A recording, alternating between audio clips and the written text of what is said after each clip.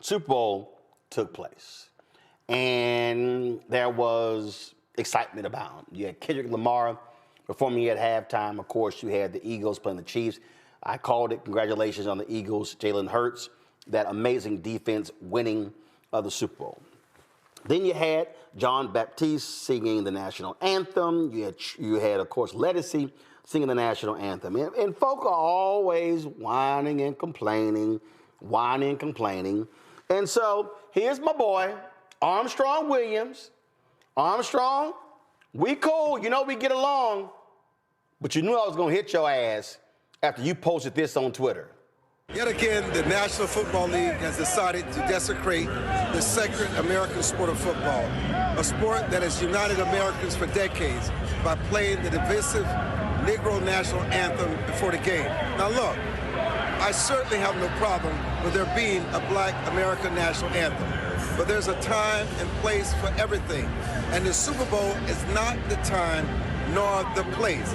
We don't play the Asian American national anthem, the Muslim American national anthem, the Indian American national anthem, the Native American national anthem. What has caused us to play favorites with certain Americans over every other race during the Super Bowl? What is it? The point is, the moment you start playing favorites, you inevitably exclude everyone else, everyone. And you start controversy, which we don't need in sports. It's a place for us to heal and unite, not to divide. This is why we should play favorites at all. It's why we should sing only the United States national anthem, an anthem made for all Americans. That includes everybody, regardless of race, color, or creed, because that is what people don't seem to understand. Yes, America has had a marred past with racial injustice, just as every other country has. But our national anthem has always stood for one thing and one thing only. Not white Americans, not Black Americans, but Americans. No matter who you are, no matter where you come from, the national anthem is your anthem. And when that beautiful song is sung, it is sung for every American, everywhere. I'm Armstrong Williams, live from Super Bowl 59.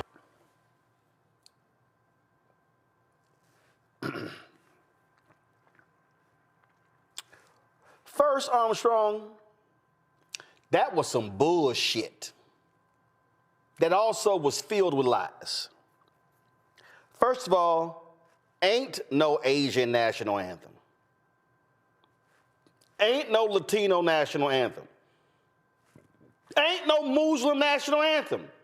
So how in the hell can you go, we're not playing these other national anthems? Because they don't exist. So you're whining about lift every voice and sing being sung at the Super Bowl. This year, y'all, Ledisi. Ledisi led the singing of Lift Every Voice and Sing. Here's some of it. Performed by 500 school children in 1900. We welcome 125 youth choir members from the Greater New Orleans High School Chorale Collective, directed by Dr. Jeffrey Redding and Jessica Harvey. Please welcome Grammy Award-winning vocalist and New Orleans native, Ledisi.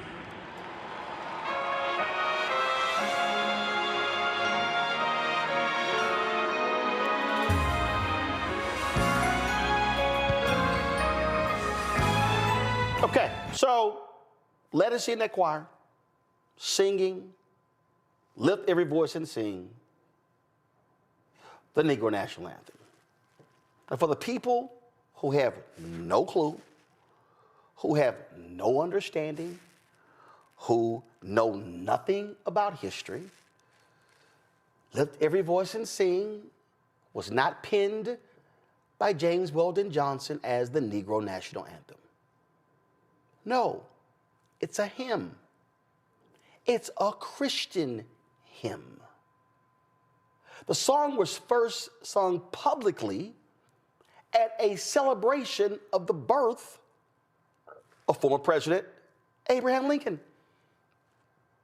Yeah, that was the first time.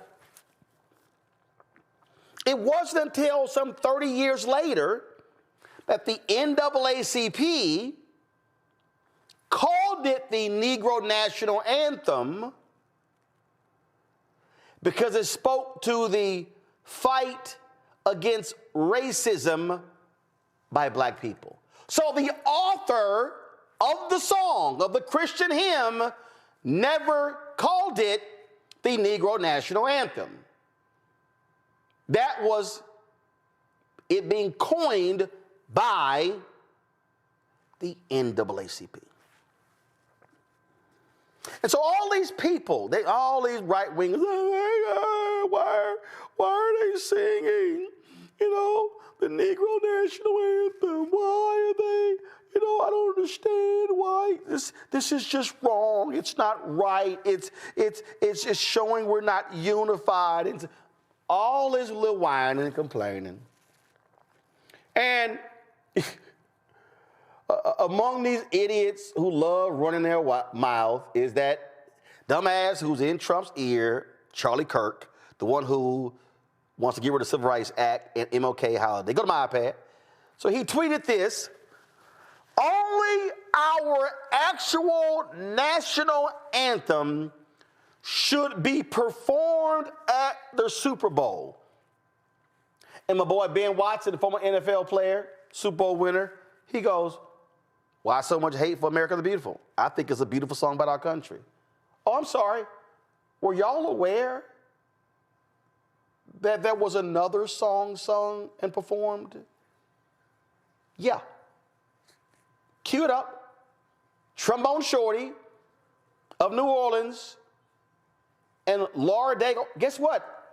They actually performed another song, America the Beautiful, which has happened multiple times in previous Super Bowls. Roll it.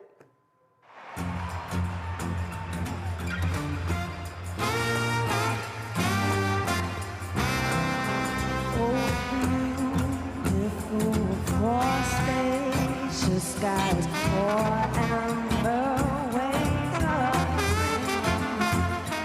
of mountain majesty. Wow! Oh my God! It's another song. What shall we do? The world is ending. We literally did a second song, not the Star Spangled Banner, not the national anthem. We did America the Beautiful. So, that's it. That's sacrilegious. There's no song that should be sung other than the Star Spangled Banner. And then they complain about that. Oh my God, I didn't like this. John Baptiste, New Orleans, Grammy Award winner, amazing artist. He did the national anthem. Go. Can you see by the dawn's early light what so proudly we hailed at the twilight's last gleam?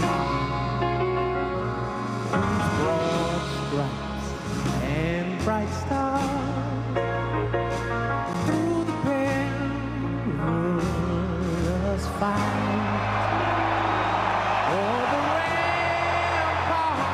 Oh my goodness! There was also some booing when they showed that idiot. So, oh my goodness, what do we do? Here we go. It's. I don't understand.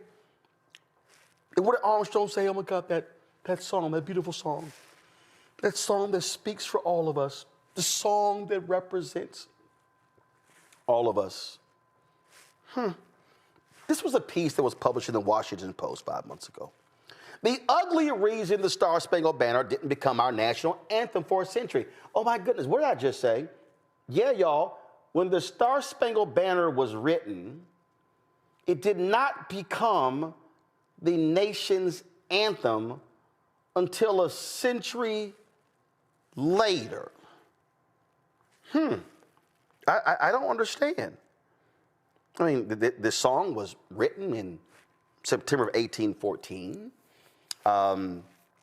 Francis Scott Key in Baltimore wrote this song, and he as you see right here, he overheard plans for a surprise attack on Baltimore. He witnessed this, and so he was then moved to write this song.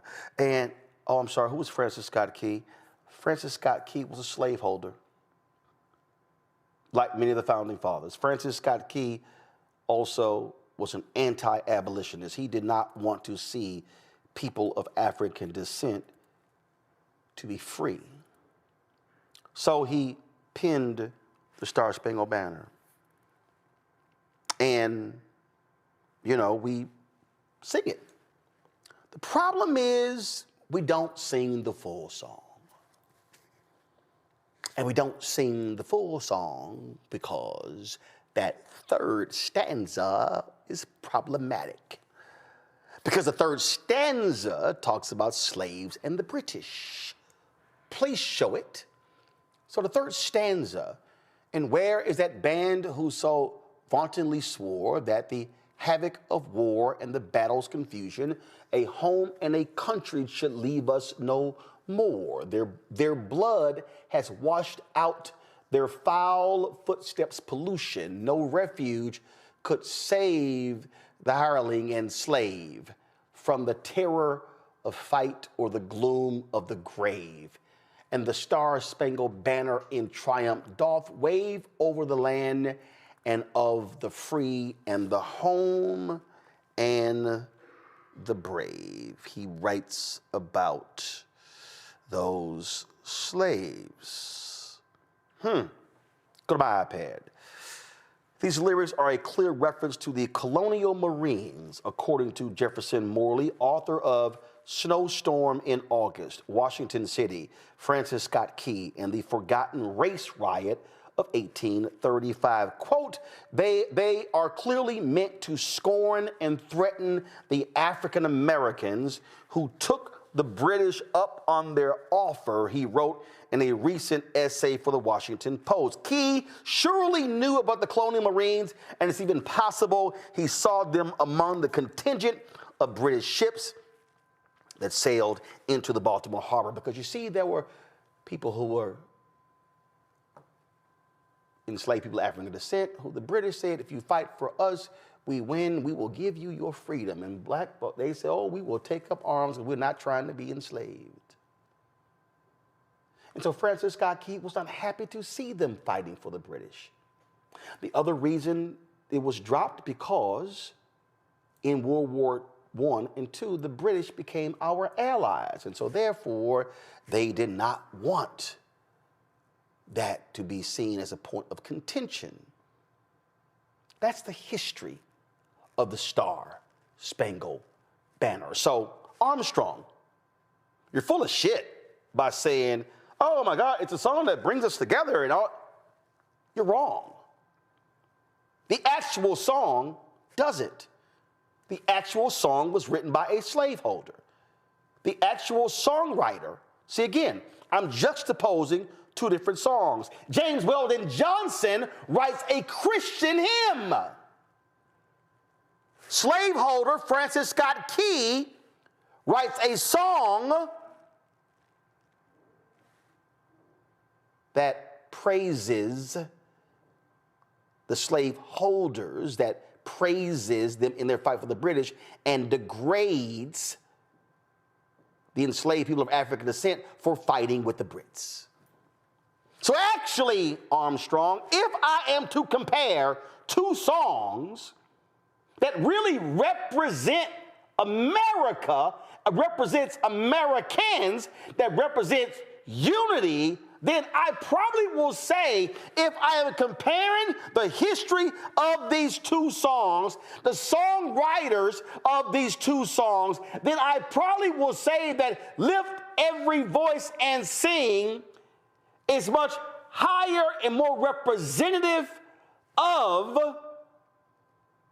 unity of the people of this country. So maybe, Armstrong, instead of bitching about the song and fanning the flames of your right-wing conservative followers, maybe what you should do is show them this video.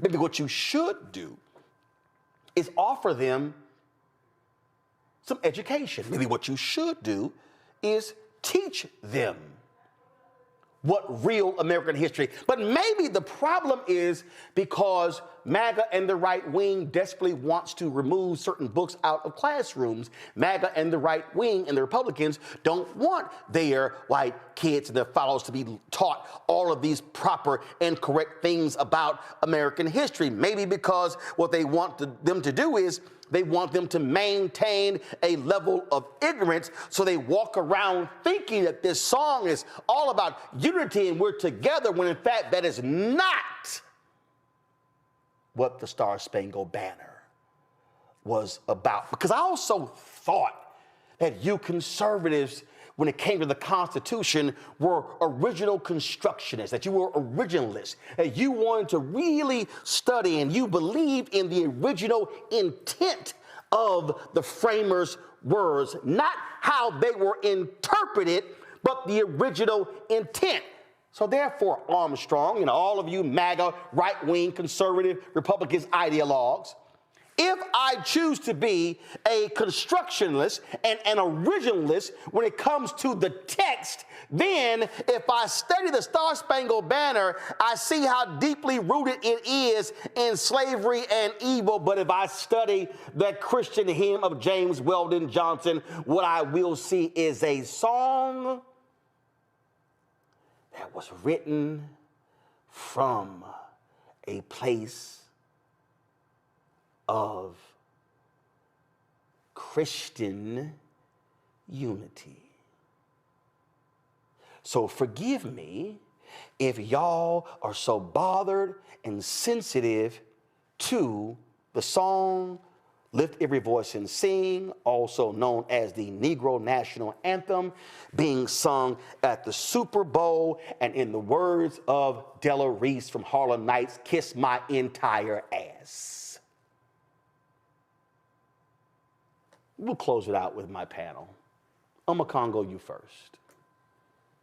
You know, when you compare the lyrics of both of these songs, it's clear that Lift Every Voice and Sing, it could actually be America's anthem. There's no mention of race in any way, shape, or form. It's talking about a journey, and this country, everybody has a different journey to get where they need to be. And then when you compare, we talked about with and the Star-Spangled Banner, but the Star-Spangled Banner, it really shows America's inherent contradiction, right? Even though it's talking about freedom, and a song like that is written by a slave owner, right? And that's contradicts so many other things. But when you take it back to the Super Bowl, they were so mad at everything. I saw people online, it's like, oh, I thought you all believed in DEI. How come all of the dancers were black during the halftime show? Like, they were just picking every single thing, from the quarterbacks to the black woman performance coach who won.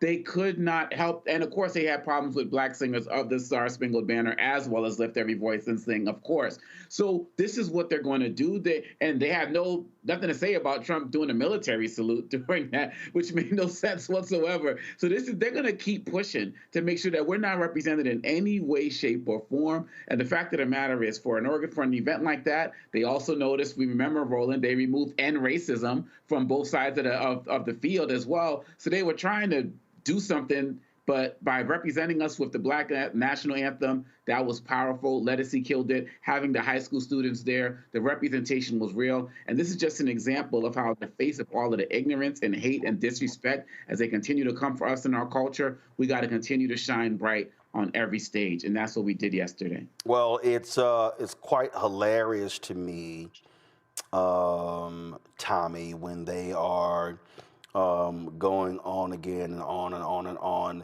It wasn't until 1931 that the Star-Spangled Banner became the national anthem. In fact, go to my iPad, this is the Washington Post piece. Although the Star-Spangled Banner and all of its verses were immediately famous, Key's overt racism prevented it from becoming the national anthem while he was alive, Morley wrote. There was no official anthem, and many people chose to sing other songs like My Country 'Tis of Thee.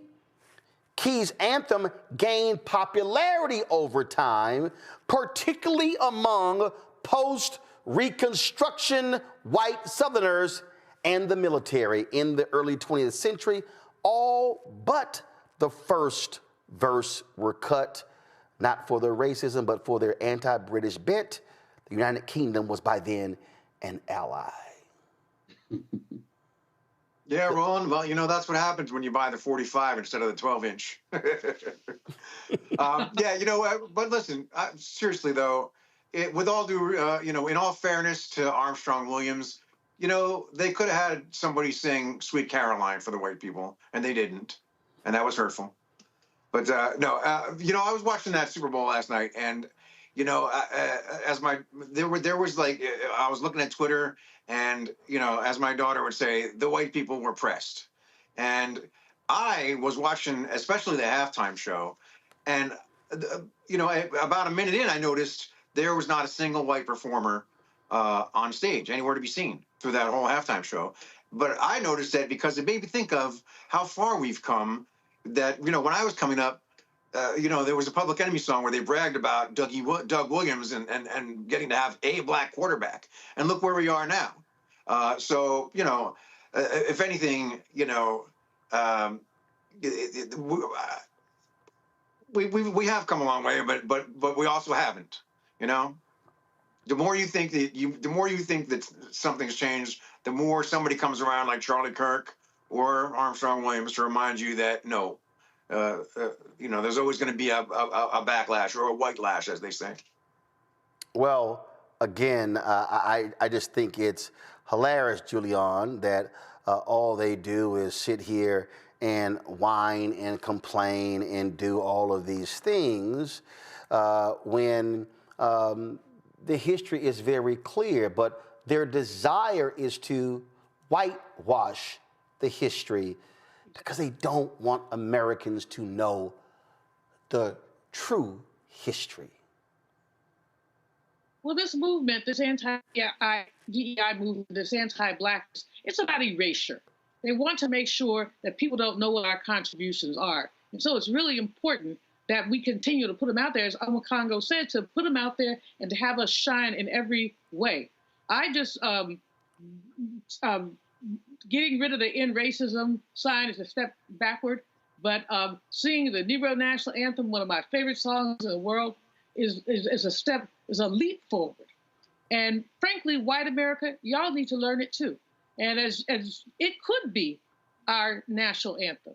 We end, the last verse of Lift Every Voice ends with "True to our God, true to our native land." How can you argue about that? There's nothing whatsoever to argue about. So what we're really looking at is a bunch of folks who are just stewing in their misery. Just sit back, enjoy the game, and shut up. And just shut up. And Armstrong, please, that little whatever he put out there, you know, we all know Armstrong. We all like Armstrong. He's a good guy at some level. But at some level, he sings off the hymn book of nonsense. As you said earlier, Roland, when you started talking about this, there's no Asian American anthem or any other anthem. And the reason why the Negro National Anthem is so important is because of the marginalization of Black people. That song has taken us through so much. We have come over the ways, the tears have been watered. We have come walking ahead through the blood of the slaughtered. I mean, come on. That really does speak to not only our experience in these United States, the experience of many others. These people are, I mean, they're children. They're whiners, and they could, like I said, sit back, enjoy the game, enjoy the music, enjoy the song, and go to work tomorrow if you still have a job, because if you work for the federal government with the orange man inside, you might not. So enjoy and embrace the Super Bowl for what it is. It's a national diversion. Enjoy it. I don't understand the pettiness. I don't understand the smallness. But what I do understand is that it's resistance. And that song is about resistance. It is absolutely about resistance. And that's what we're going to be doing for the next 4 years while we have, a sociopath and an oligarch in the house that enslaved people built, the descendants of enslaved people.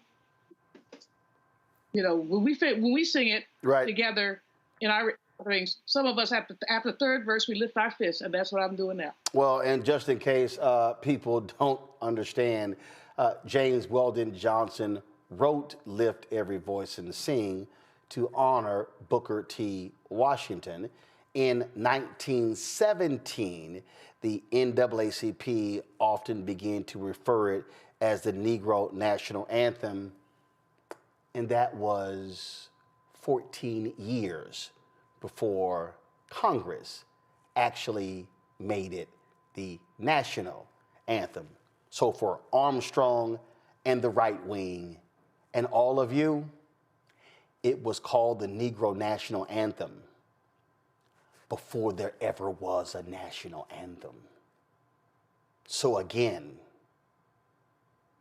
y'all are following black people. Tommy, Julian, Makongo, I appreciate y'all being on today's show. Thank you so very much. Folks, that is it for us. This, what you just heard is precisely why Roland Martin Unfiltered and the Black Star Network matters.